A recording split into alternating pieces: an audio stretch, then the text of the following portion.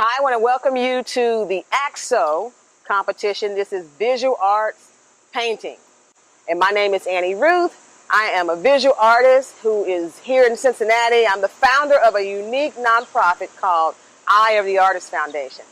And so I'm happy to welcome you into my backyard. Right here on the side of my garage is a mural that I presented. I painted it. It's called actually Growing Readers. And it's in the style that I create for my children's books illustrations. I call it Direct Innocence, where I use simply the bold primary and secondary colors to relay a very complex theme. So using simplicity to relay a complex theme. So I'm Annie Ruth, your girl, and we're going to dive into how you can get 100 points on that AXO competition. All right, so how to achieve 100 points in your respective competition category. How to choose a topic that brings an emotional connection with the audience. Demonstrate excellence and go beyond the minimum standards because you really want to pour your heart and soul because your art is a reflection of you. How to fine-tune your presentation to show confidence, create interest, and passion in whatever subject matter that you're dealing with. Okay, everybody, I want to first give you the definition of what the category of painting is. Painting is art created by applying pigment on a two-dimensional surface with a brush, knife, or hand, and the manipulation of digital processes with a computer. Now, examples include, but are not limited to, oil, acrylic, watercolor, gouache, tempera, ink, fresco, spray painting, etc.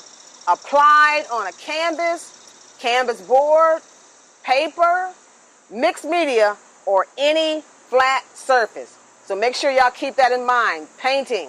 The requirements are only one project can be entered. The national office will provide easels. You are required to make an oral presentation that doesn't exceed 3 minutes. And you've got to explain the methods and techniques that you've used to create your project. And here it is, y'all. The contestant, you've got to be available to answer questions from those judges to explain your project. And your submission should be no larger than 36 by 48. That's inches, y'all. And framing is optional. Contestants will be judged by the following criteria. Color, 20 points. Composition, 20 points. Craft, 20 points. Line and form, 20 points. And the final criteria, theme, 20 points. That will give you a total of 100 points. So let's do this, y'all. Okay, everybody, I wanted to show you an example, a great example of color. And here's where you can't go wrong. If you are a painter, you already know the color wheel. And so opposite colors on the color wheel are called complementary colors. When you're painting, if you're using complementary colors, so like give example, in this painting you see lots of greens, but you're also going to see red. When you use green and red, which are complementary colors, they make each other pop. The viewer has no choice but to see it pop. Like the complementary color, if you're choosing blue, you already know that color wheel. The complementary color of blue is orange. And then the complementary color of yellow is purple. So as I created this piece, this is actually a reproduction of one of my originals. It was a great commission that I did. I'm using the greens in the background, but I'm also using variations of the red to make those colors pop in the eyes of the viewer. So get that etched in your mind. Almost kind of memorize that color using complementary colors or what they call split complementary colors, like the complementary color red and green, right? And you already know that if I take red and yellow, that's making orange. So if you add that split complementary color, it's going to make that piece pop anymore. So even more. So remember, you already know the magic word is color. All right, y'all. So we're talking about composition. I have the advantage because I'm both a graphic designer and a fine artist. Most of my professional training came in graphic design and commercial art. and I switched more to the fine art. Much of that is self-taught for me. But I learned very early as a graphic designer, there are certain elements that you want to bring the person in. You want to draw them in. Composition. So you see lots of very defined, square, straight, angles, and lines, right? But within the middle there, you are seeing movement. The lines that are free-flowing and curved actually create movement. You want to use those elements of lines and curves and angles to create your composition. You also want to, within your composition, to balance your piece. So within here, you'll see very detailed areas of mixed media. Make the mixed media, the lines and the compositions, and even where you place the colors, make that work for you. Make it send a message as well. Like throughout here, the resonating theme is the butterfly. So you'll see several butterflies depicted even in the larger butterfly. Make that work for you. So just think line, angles, shadows, lights and darks, variations of hues. Could be lighter, darker, texture are all kind of fit into that composition. Can't go wrong when you do that. And I'm going to tell you this too. Explore. Create what they call, I think in fine art they call it painting studies. In graphic design they call it rough drafts. So take yourself, draw and redraw that image. Study even some of the underlying themes that focus around the butterfly. Like give you an example. In my composition, I actually use, in the original piece, I sewed in original cowrie shells because cowrie shells represent wealth and money and exchange in African culture. So not only am I sharing a theme of metamorphosis, I am the change, I'm putting a sense of my personal self into the art as well. So pour your personal self and heart into your art as well. All right, I am so excited about this project. So what you're seeing is actually a replica, an original replica of one of my paintings where I worked with 32 different students. And so within here, they were actually using some of the techniques, the same techniques that I use in my artwork. Painting, using mixed media, and using it authentically. So if your craft is about being authentically you, so don't try to mimic anybody else's style. Use a technique and materials that you normally would use in your craft. So I'll show you here. So in getting the butterfly and bringing out the wing of the butterfly, this particular person was trying to demonstrate mountains and peaks and valleys. This was achieved by mixing sand directly in with the paint. And then below are actually some authentic African fabrics because we wanted that West African theme to resonate from the artwork as well. Now, in mixed media, there is no right or wrong into what material you can use in your craft. I am a mixed media artist proudly. So I actually go to the kitchen to achieve the texture here. We're actually using navy beans. Navy beans mixed into the paint to give that texture there. And remember what I told you about complementary colors? There's no getting around it in your craft. I use it. You got your reds. You got your greens. All right? So craft, be authentically you.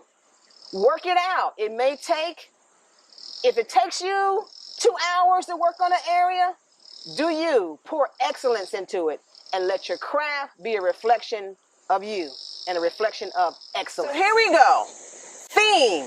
You want theme to really resonate from, I say right here, a true place. So if you're dealing with sensitive topics like social justice issues or racism or just whatever, don't just do a theme because you think it's popular. Make sure that you feel that theme and you relate personally to that theme because that way you'll make the image pop even more. Now, my theme on this one, you're going to be really happy to hear how this inspiration came. There was a butterfly hair clip, just a simple plastic hair clip in the shape of a butterfly that I was sitting working one day and I saw that butterfly. Now, for those of you who have seen the butterfly, Yes, the butterfly is a very complex creature because it starts as a caterpillar and, it kind of evolves into this beautiful thing with wings. This right here is a piece, the name that I gave it is called Metamorphosis. I am the change. And so within the composition or in the theme, I just done switch categories on y'all, but that's okay because that's how we artists do. It's all flowing together. In this theme, you actually see individuals that are in there. And because spirituality is very important to me, you can actually see the individuals with their arms raised in praise throughout the flow of the butterfly. Now, if I was doing a visit at your class, I would ask you with no right or wrong answer, how many people do you see in this particular artwork? And that's okay, because it's always about no right or wrong answer. As an artist, you are sharing your perspective. But don't be surprised because the viewer is bringing their perspective to your piece as well. So be open to your piece, kind of sharing multi-dimensional messages. So don't forget, theme. Okay, you want to choose a competition category based on your current talent, your skill, and your aspirations. Don't just do something because somebody else is doing it. Choose it from a place of where you are. Okay, I'm going to hone into this, y'all, and I want you to hear me clearly. Make sure you got a clear understanding of what your category is. And sometimes you got to pull from teachers and mentors. You got to do the research. You got to do the homework and really know your material inside and out. And if ever in doubt, ask somebody. Dive in, okay? Don't just assume you know it all. This is serious business because we're shooting for 100. So, know your stuff. All right, on this project, you don't want to wait to the last minute to start doing a painting. You want to start early. Do a little bit each day. Pour your heart and soul into it. And what I find is if you're tired, put the artwork down, come back to it. All right, and then the other thing too, you might wake up in the middle of the night with this grand idea or grand technique to pour into. I say when the inspiration is coming, pour it in. And if you start early, you'll be able to do that. All right, this is where it's really key. Find that mentor who can give you feedback on what you're creating. You want to develop a timeline where you can kind of see how the project is going. And here's where the sensitivity comes in. We as artists, we pour our heart and soul into it. And the last thing we want to hear is somebody saying, oh, maybe you can dive into this a little bit more. But that is what's going to help you. So we call it in our art field, critique. Let your mentor or even several people who are professionals in that area critique your work. Not getting too deep on y'all, but I hear something called iron sharpens iron. So you want some seasoned iron. You want somebody who's been doing this for a while to be your mentor and give you honest feedback to say, hey, maybe you can fine tune this color mixture a little bit better. Or maybe have you considered doing that? Be open to listening to the mentor's advice and critique. But the most important thing is excellence. Do your best. Don't rush it. Now, here's the main thing. Repeat after me. Say, keep the main thing. The main thing is research, y'all. You just can't just jump into this. You want to do some research. Find out some of the other winners in previous AXO competitions. What made your project stick out? You can do, and I know y'all already doing this already, you can view some YouTube videos. You want to actually become confident in sharing about your work verbally. So you got to know your work inside and out. So not only are you researching previous winners or researching styles and techniques, you're also researching, practicing, verbalizing what you're putting down on your piece. So I can have the most outstanding piece, but if I don't feel what I'm putting, I haven't researched how to communicate about it, I might leave myself without that winning edge. So if you're creating a piece about, again, social justice, don't just go through the motions of saying something because you heard somebody say something. Research and know that stuff and bring it from a true place, and you can't go wrong. Practice your presentation, which means that if you got a cell phone, pull out your cell phone, put it on a tripod or on a camera or whatever, on a table, right? And practice hearing yourself. You can be your best critic. Now, don't be super, super hard on yourself when you practice and you practice and you practice. But it's almost like, we all know Michael Jordan got to where he was doing because he was out there dribbling on that basketball court in the middle of the night and going. Art is the same way. You got to keep practicing your craft, which means don't ever arrive to the point to where you think, I got it going on, I'm the best artist, because there's always somebody out there who has a little bit better edge than you. So you've always got to be at the top of your game. So if there's free workshops that are available through like the museums, online courses, other competitions that might be going on, dive on in there. Do your best, but the key word is practice, practice, practice. Not only your craft, but practice your presentation. How do you sound? Are you articulating your words? All right, I would not be Annie Ruth if I didn't give y'all a super, super tip, because I do this all the time. A lot of times when we're creating artwork, and like we said before, the competition doesn't require framing. But I'm going to tell you that there's nothing like putting something in a beautiful frame. Now, here's my thing. Certain materials that you're using, you might not want to frame. But certain materials that you're using, you might want to frame. The art's gonna kind of tell you which way to do it. So here, I got this frame. It is beautiful. It's got the nice, simple molding, so it's not gonna take away from the artwork. And it's already got the matting with there. I went to the Goodwill, to the thrift store, and paid $20 for this. Now here's my little secret. I went on Senior Citizen Day, y'all, and they had 50% off. So I got this for $10. And I'm saving it to put a special piece of artwork in. So you can have your work look professionally presented, right, for $10, or you can wait to the last minute and have to go to the frame store and pay $200.